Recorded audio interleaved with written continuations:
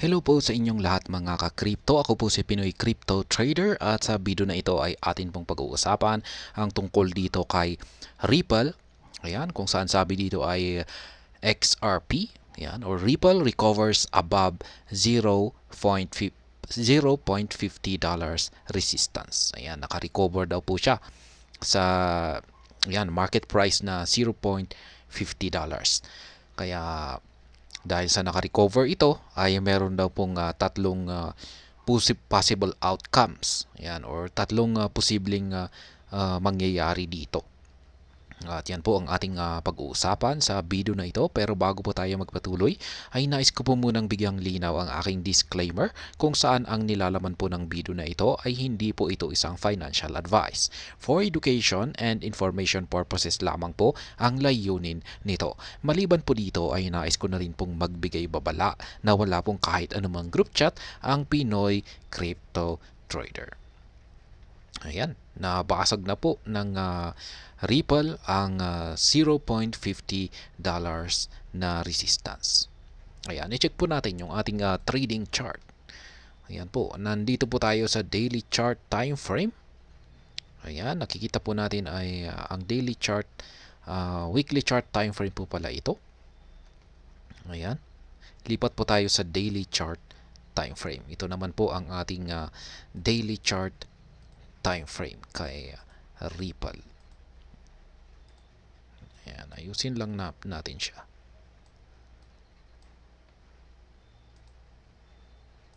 At ayan po mga ka-crypto, nakikita po natin dito na yung current market price natin ay nasa 0.5081 or 82. Ayan, naglalaro po siya dito sa 0.50.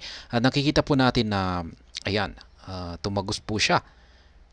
Ayan, nagumpisa po yan kahapon.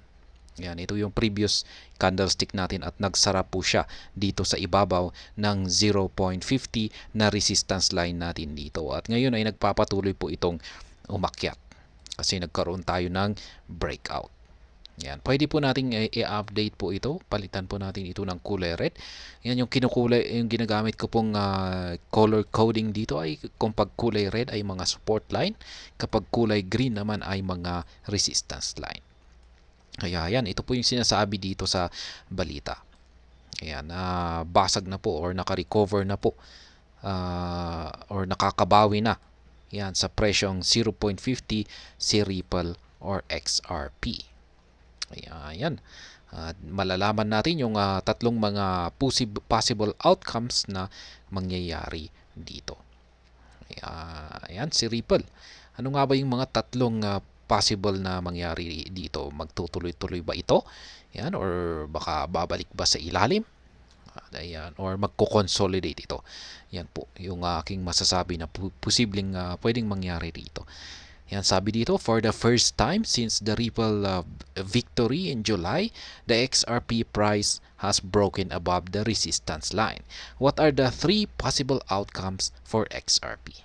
Ayan, nung nagkaroon po ng panalo si Ripple noong buwan ng July ay ayan, nabasag po ni Ripple ang resistance line na ito. Ayan, yung 0.50. Kaya ayan, nangyari po yan dito.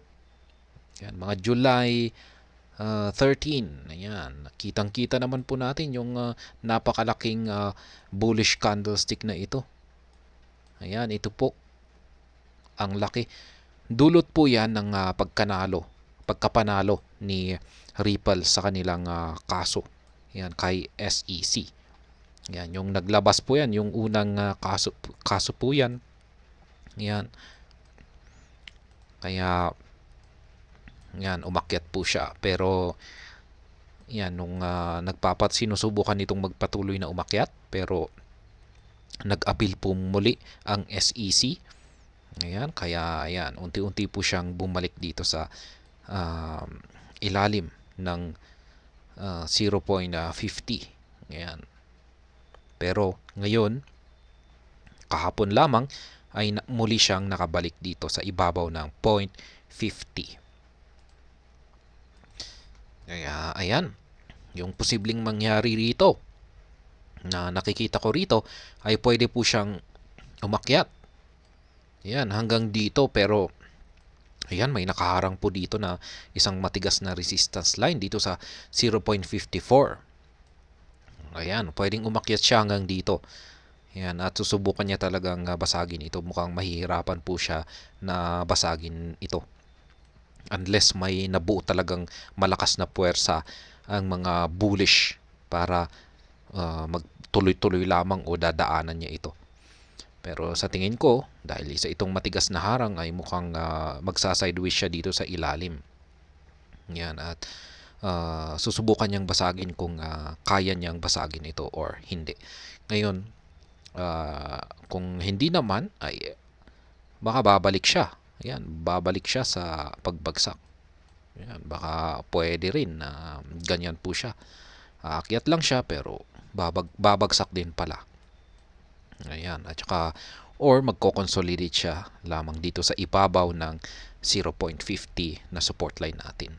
Yan po yung mga posibleng mangyari rito. Yan, in July, XRP experienced its biggest rally after Ripple scored a major victory in the SEC case. Yan po yung nakita natin dito kanina. Yung napakalaking candlestick na ito. Yan, ang haba, July 13. Yan po yung tinutukoy ng balita dito.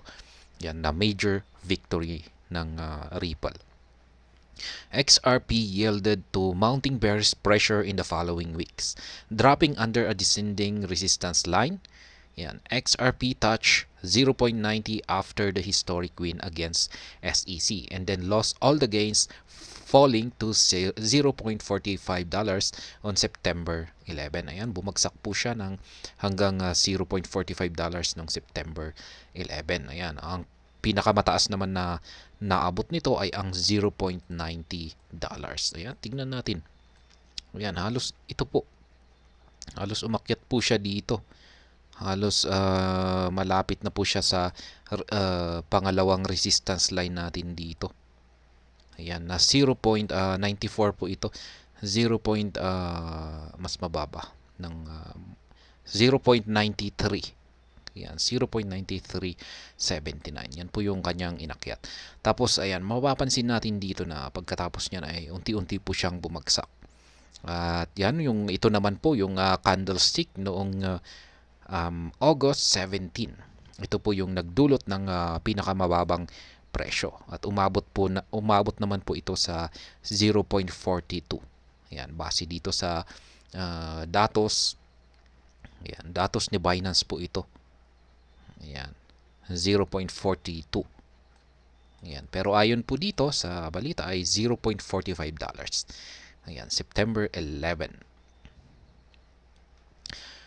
Rallying along with the crypto market on September 18, the price of XRP has recovered above the $0.5 resistance. The rally above $0.5 marks the first time XRP will trade above the descending resistance line it fell under in July. Ayan, first time daw po nitong gumalaw dito sa ibabaw ng descending resistance line natin. Ayan, ito po yung descending resistance line natin. Ayan, makikita na po natin ito sa daily chart time frame. Ayan, i-plot lamang po natin yan at yan, na makikita natin na may nabasag. Ayan, dito po sa ating trading view ay ganun na rin po. Yan, makikita natin dito, pwede po nating i-plot yan. Piliin lamang natin yung yan. Yan, ito po yung sinasabi niya rito. Ayan, na nabasag. Yan, palitan po natin ang kulay na green.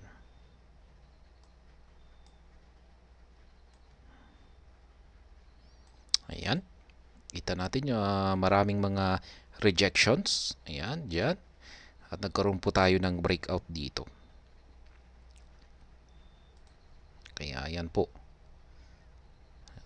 Yung sinasabi niya rito na descending resistance line. Ayan. Nagkaroon tayo ng breakout kaya ayan. At the time of this writing, the price of XRP stands at $0.55. $50.32, marginally above the resistance level. XRP has gained 0.73% in the last 24 hours and 6.31% over the last 7 days. Yan. However, three scenarios can play in the coming days with no clear break above this resistance level.